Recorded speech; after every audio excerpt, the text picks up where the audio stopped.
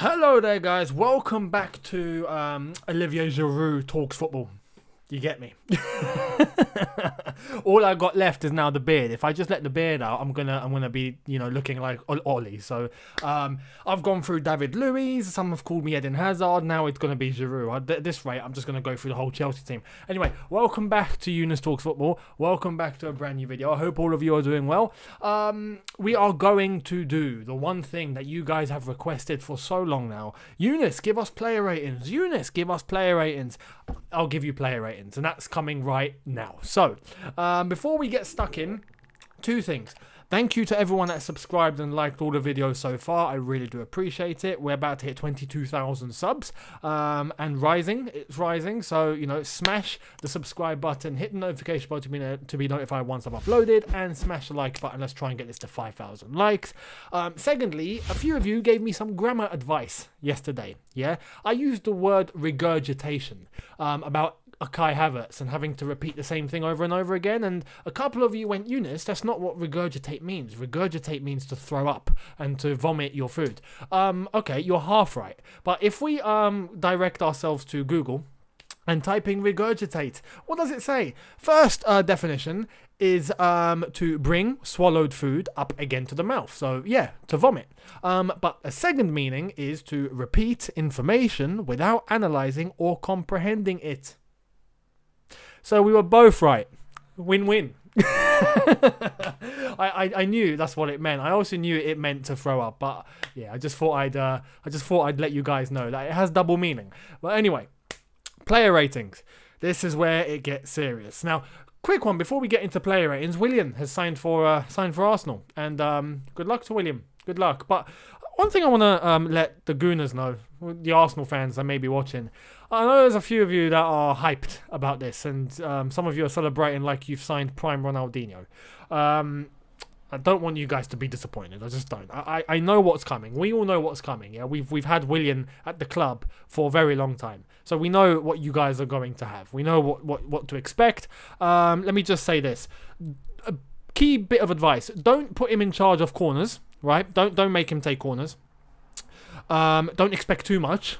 Yeah, you're playing every game and you think he's going to twine up the whole opposition. That's not what's going to happen. So put your expectations a little bit low, and then you won't be flipping out every game, or most games, or some games. You know, we flipped out quite a few games, especially every time he tries to ping a cross into the box and it never gets there, or he tries to dribble, he loses the ball, or his positioning is off.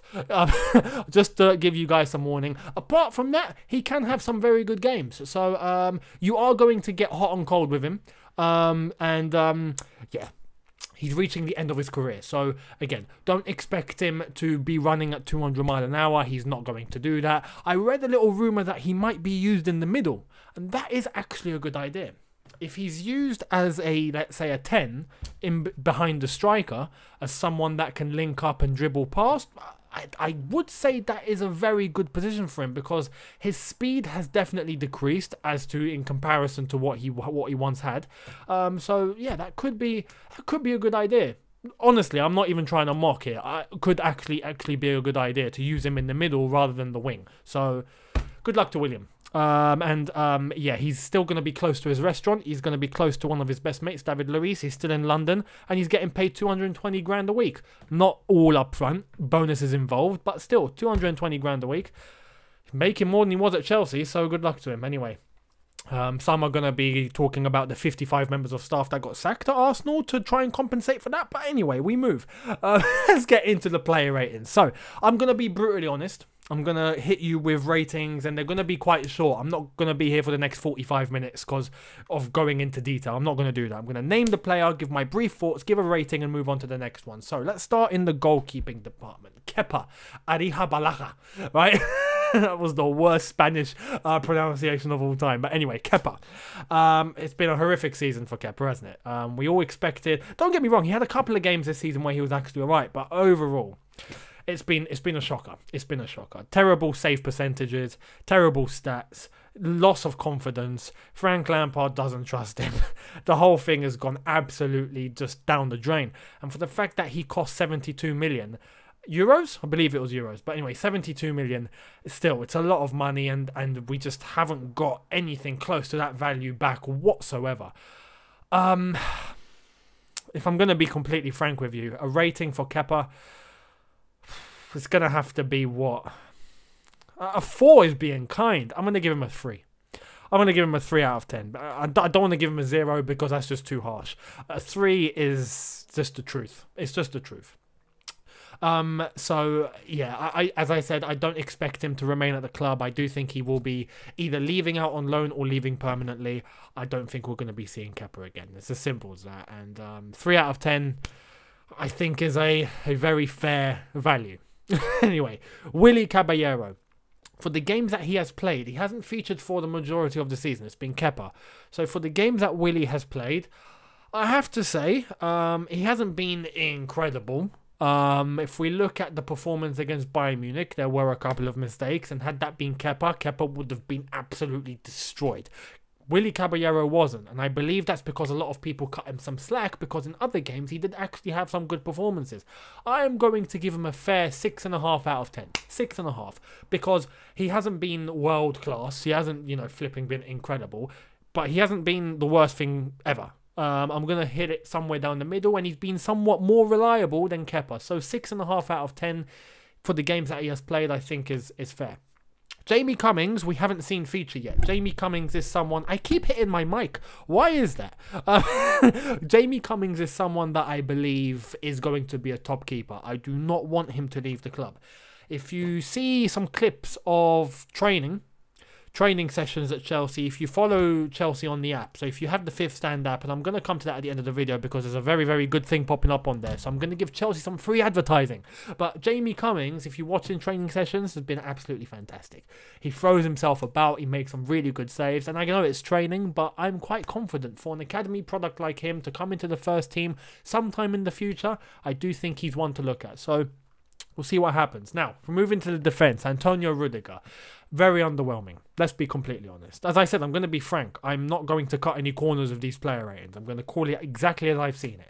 Antonio Rudiger is who I believe a lot of people expected to be the leader in our defence, and we didn't quite get that. Maybe in terms of character, perhaps. Maybe in the dressing room, we can't see what's going on in the dressing room. Maybe he has been that character. One positive for Antonio Rudiger is he's been a very good agent. He's been a very good director, I would say, for Chelsea. He's been in constant communication with Timo Werner. Some say he's talking with Havertz. He's made deals happen. So fair play. He's got a career away from the pitch. If he does want to stay at the club, we can stick him in the boardroom because it looks like he can negotiate. But on the pitch, it's been half and half. We've seen a couple of displays from Rudiger where he scored some goals and he's had some good performances. But if we're taking the whole package overall, he hasn't offered exactly what we've been looking for. I'm not going to be too harsh on him. I am going to give him a 5.5 out of 10. Let's give him a 5.5. I don't want to give him a 6 because a 6 kind of outlines someone that's average. Just average. Satisfactory. That's a 6 out of 10. I think he's slightly below that. So Antonio Rudiger, 5.5 out of 10. Marcos Alonso, very weird because Marcos Alonso started off badly and I believe got better. So in terms of overall, I am going to give him a 6. And some of you may be surprised with that. But if you do look at the fact that Frank Lampard has reverted to a back three, from the moment that the restart happened away from coronavirus, when we started playing football again, we went to a back three. Marcos Alonso has put in a good shift, and going forward has contributed to quite a lot. And we've seen him score as well. Defensively, I think he's looked better than he did last season. So again, that's why I think a 6 out of 10 is fair. It's fair. He hasn't been exemplary. He hasn't been, flipping world class, but he hasn't been terrible. So I'm going to give him a fair 6 out of 10. Andreas Christensen, we haven't seen feature enough.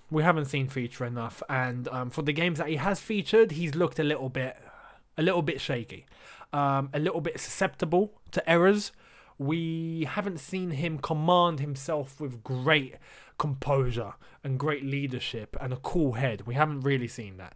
The game, don't get me wrong, the game against Arsenal in the cup final where he did come on, I thought he was okay. And the fact he did throw himself on the line to make a couple of blocks in that game, he did kind of look like our best defender. Kurt Zuma as well, but Christensen came on and actually put in a good shift. But if we're talking the whole season, for one, he hasn't played enough, and as I've said, and for two, every time he has played, he's looked a little bit dodgy. So I am going to give him a 5 out of 10 as well. Kurt Zuma, if we're looking at all of our centre-backs, I have to say he's been our best one. He's been our best one. I don't want to hear, oh no, he's been dodgy, he's been all over the place. No. If you're taking everything into context, if you're taking the tackles, if you're taking throwing your body on the line, if you're taking the leadership, if you're taking the organisation, if you're taking being good in the air, if you're take everything, the whole package, Kurt Zuma has been the best performing centre-back that we have. I just think that's fact. And for that, I am going to give him, don't get me wrong, our defence has been a shambles, right? But if we're just taking who is the best one out of the shambles, it's Kurt Zuma. So I am going to give him a 6.5. I don't believe any defender at the club deserves more than 6.5. So if we're talking the best, it's 6.5. And Kurt Zuma for me has been that. So fair play to Kurt, 6.5 out of 10. I think that's fair. If we go into our last centre-back, Fikayo Tomori, he's one that started off the season really well. And you remember the goal he scored against Wolves, where he just smashed it. Top bins from like 40 yards out. Fantastic. You look at some of key performances along the season, Ajax, for example, there have been games where Tomori's been beautiful. And I don't believe he set a foot wrong. The only thing that set him back was his injury. And after that, we've kind of needed stability and experience. And I can kind of understand why Frank Lampard didn't play him as much towards the end. But I think Tomori hasn't really set a foot wrong. But taken into context, he hasn't actually played that much, especially since the restart. We really haven't seen him feature. I'm going to give him a 6.5 as well. And I believe if he did play more, he maybe might have had a higher score. So Tomori, I'll cut him slack, 6.5. Great first season, fair play to him. If we move to our wingback, our fullbacks / wingbacks, whatever you want to call them. Rhys James, very good first season. I'm not going to be too generous, though. As I said, I'm going to call it as it is. And I think Rhys James, for the fact that it's his first season, for the fact that we've seen him offensively play really well, defensively, not as well as we thought. If you look at his performances at Wigan, I thought he was a lot better defensively there than he'd shown at Chelsea at the moment. But I'm going to cut him some slack. It's his first season in high-level Premier League football. I think Reese James does deserve some sort of context to that. And I think a 6 out of 10 is fair. I'm not going to overhype him and try and give him too much credit. I'm expecting better next season. I think for his first season, as I've said, he's done fantastic. I think offensively, he's offered something that we've really lacked, and that's the crosses into the box, and that's bombing forward on the overlap, that right-hand side we didn't really get with Aspalaquetta last season. So Reese James, I thought, fair play to him. 6 out of 10 for me. Cesar Aspalaquetta, who was right-back, played more of a centre-back towards the end of the season, obviously because of our back three. I think his leadership has been fantastic. And yes, defensively, you could say, hasn't been, brilliant. He hasn't, commanded the line as you would expect someone to command. I think with his words, he has, but I think in terms of his action, maybe not so much. But he's reaching the end of his career, you could say. Maybe not the complete end. He is only 30, if I'm not mistaken, or he's just turned 30. But I think if you're looking for a leadership, someone that is blue through and through, someone that does provide at least an element of what John Terry left behind, it is Cesar Aspalaquetta. And for that reason, I am going to give him a 6.5. As I've said, I'm not going to give any defender more than 6.5. And I think he deserves 6.5. He's been, I think, our most consistent defender. If you look, one of our most consistent players. I think he's played literally nearly every game. If he hasn't played every game. I need to look back at that stat, but he's been fantastic. As I said, he's made mistakes. He's made errors. He's left himself open at times. And, you know, we have to take that into context. But 6.5 out of 10, I think, is fair. Emerson,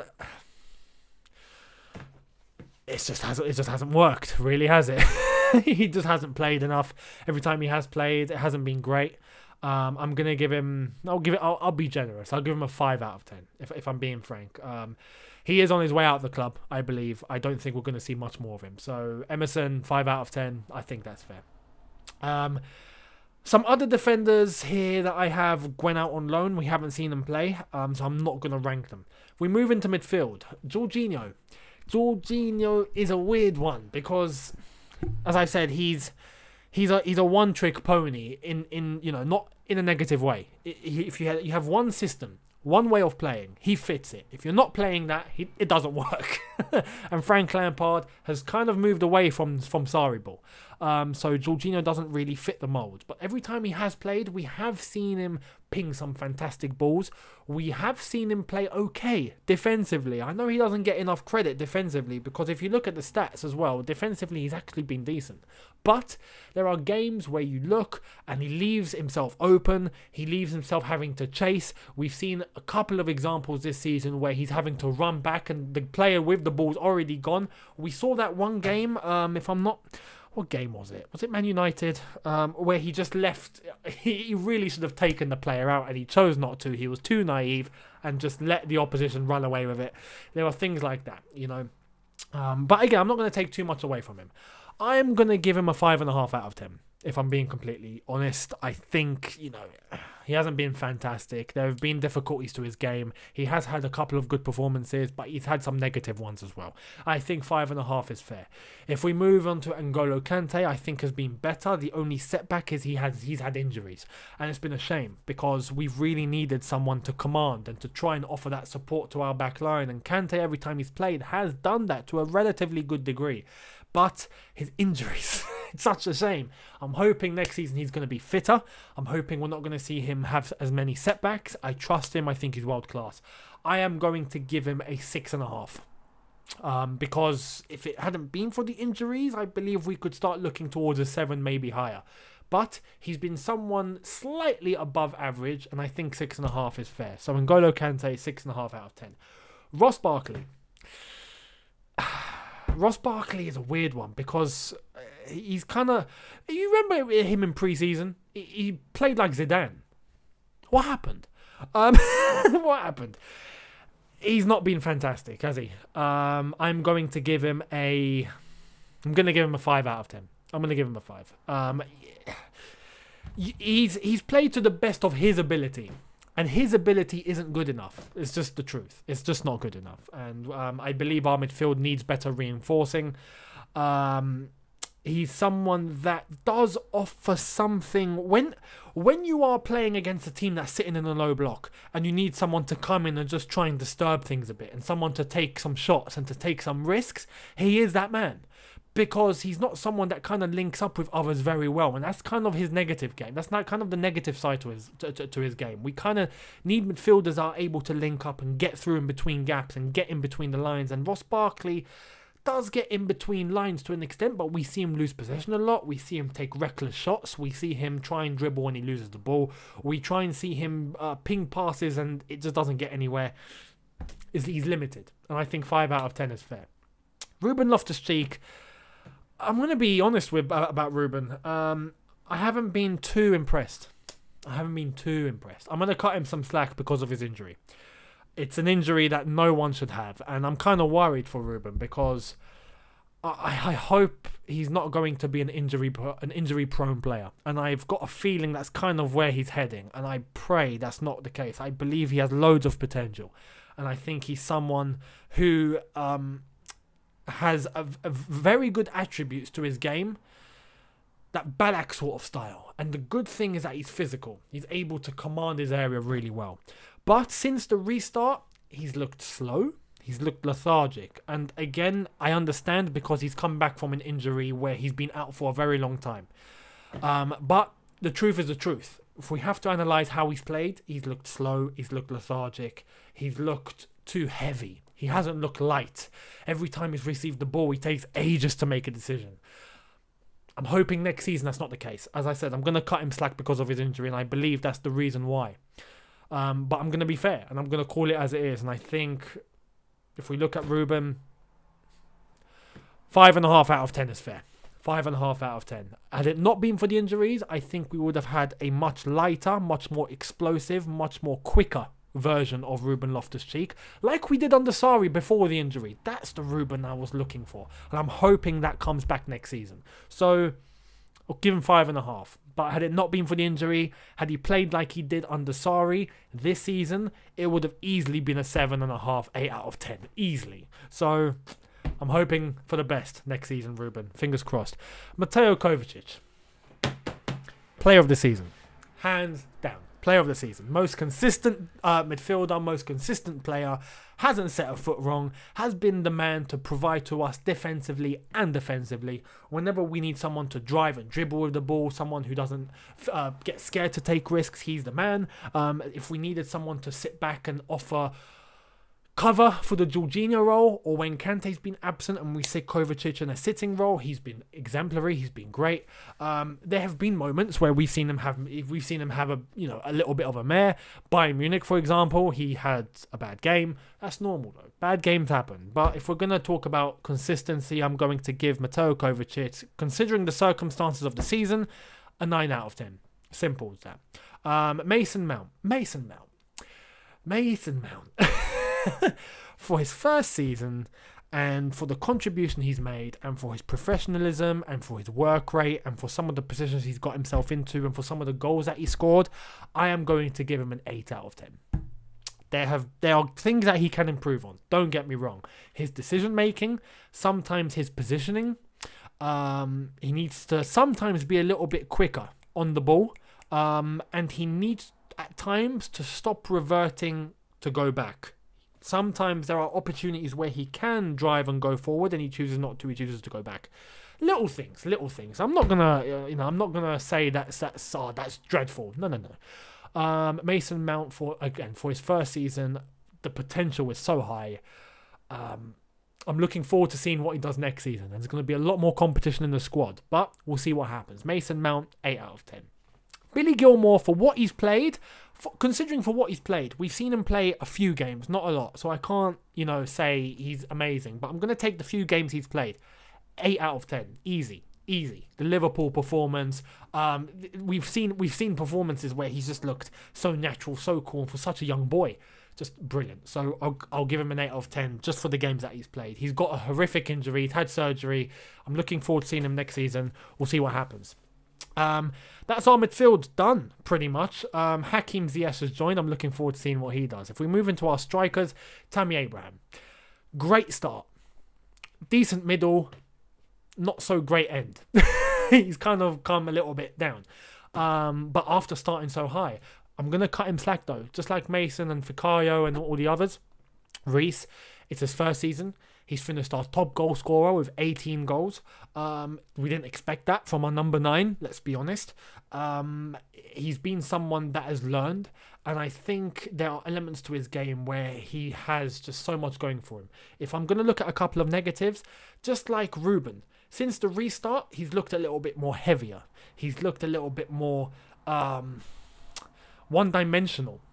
And I think that's going to come with experience. I think for him, it's not necessarily a physical thing. It's more of a mental thing. It's more of a being able to judge when you're offside, being able to get into the right positions, being able to try and come deep a little bit and then contribute to the play, much like we see with Olivier Giroud. Tammy Abraham is lacking a little bit there. But if we're taking the whole package and what he's done this season, 8 out of 10. Easy. 8 out of 10. So fair play to Tammy. He's going to have really stiff competition with Timo next season. Really. I am hoping he's up for the challenge. Olivier Giroud, I'm going to give him an 8 out of 10 as well. He started off dodgy, kind of like the opposite trajectory as to Tammy, but he's finished on such a high. He's just been brilliant to the end of the season. I'm going to give him an 8 out of 10. Next season, it's going to be difficult for him. I think he's going to be our third striker, but we'll see what happens with him. So Olivier Saru has been very commanding in the air, has contributed to link-up play very well, is very physical. He has a very cool head, very cool mind. His link-ups with Pulisic have been brilliant. So fair play to him. Callum Hudson-Odoi, I would love to see play more. I would have loved him to play more, but he hasn't. I'm gonna say for this season, I'll give him a 6 out of 10. It hasn't been brilliant. It hasn't been, but then again, as I said, he hasn't played enough. I would have loved him to play more. I'm expecting him to play more next season, seeing as Willian and Pedro have departed the club. I think he's going to have a much more important role in the team, so I'm looking forward to seeing what's going to happen with him. But yeah, we'll see what happens. Callum Hudson-Odoi, I think, has so much to offer, so much potential. His game against Bayern Munich recently proved what he can do. There's one thing to his game that I noticed, especially against Bayern Munich. He doesn't track back enough. And I don't want to sound like Jose Mourinho, but it's true. Players need to defend. You just have to come back and defend. You need to help the team. You need to contribute. And for someone as young and explosive, with full of energy like him, he needs to track back. He needs to help. And he has the energy to get forward as well. So as long as he does that, I think he'll be fantastic. And I'm looking forward to seeing him next season. I'll give him a 6 out of 10. Christian Pulisic. Had it not been for the amount of games he hasn't played, I think he would have been player of the season. But for the games that he has played, I'm going to put him on par with Matteo Kovic. So I'm going to give him a 9 out of 10. He has shown that he is Eden Hazard's replacement. I don't kind of want to use that term so much because it's kind of taboo. I just don't. It's cliche. I don't like to use it. But Christian Pulisic, I believe, is his own man, his own player, his own mindset, his own style. And I think next season he's going to blow it. He's going to blow up. It's going to be amazing. I'm looking forward to it. Christian Pulisic, can't wait to see him this season. He's come on when Frank Lampard has trusted him and given him the opportunity. He's taken it with both hands and has been exemplary. 9 out of 10. I can't wait to see what he does next season. And there we are. We have Mitchy Bachawaya, which just hasn't played. He hasn't played, so I can't rate him. I believe he'll be leaving the club very shortly. So yeah, good luck to Mitchy. Timo Werner has walked in. We'll see what he does next season. It's going to be very interesting. Frank Lampard, if I'm going to rank Frank Lampard, I'm going to give him, considering the circumstances and considering the targets, I'm going to give him an 8.5 out of 10. Just for the fact that we did get top 4, we got a cup final, he's used youth players, we've got rid of Eden Hazard, we had a transfer ban, he still accomplished what the board asked him to do with a young squad in his second year of management. You have to give him a high score. Are there things he can learn from? Absolutely. Was he a bit naive in some games? Absolutely. Next season, I'm hoping he would have learned from that and he'll get better, and hopefully we'll be giving him a 10 out of 10 next season after we win the title. Fingers crossed. Let's not ask too much. But anyway, to end the video really quickly, Frank Lampard. You want to know about Frank? You want to know what the Chelsea Fifth Stand app have done? We've only gone and done our own behind-the-scenes 6-part series, which will be launched on August 19th on the app for you guys to watch and for all of us to watch. It follows Frank Lampard's journey as Chelsea manager from the moment he stepped into the club, all behind the scenes, during the games, after the games, in training, away from training, the coronavirus, lockdown, the whole lot. It's a journey following Frank Lampard's first year at Chelsea behind the scenes, and I'm looking forward to it. Not only do we get Amazon's documentary about Tottenham and the laughs we're going to get from that, we're going to have a lot of giggles. We're going to see Frank Lampard in our own documentary with our own cameras, our own insight behind the club, and we get to see what went down. So I'm looking forward to that. Download the Chelsea Fifth Stand app. I have not been paid to say that. I'm honestly just saying that as a fan. I can't wait to watch it, and I want you guys to watch it too. So be sure to download the Fifth Stand app if you haven't already. Hit the subscribe button if you are new. Hit that notification bell to be notified once I've uploaded. Hit that like button. Let's try and get this to 5,000 likes. I hope you enjoyed the player ratings. Let me know if you agree, if you disagree. Hit me up in the comment section below, and I will see all of you tomorrow for a brand new video. Thank you all so much for watching. Look after yourselves. Take care and peace.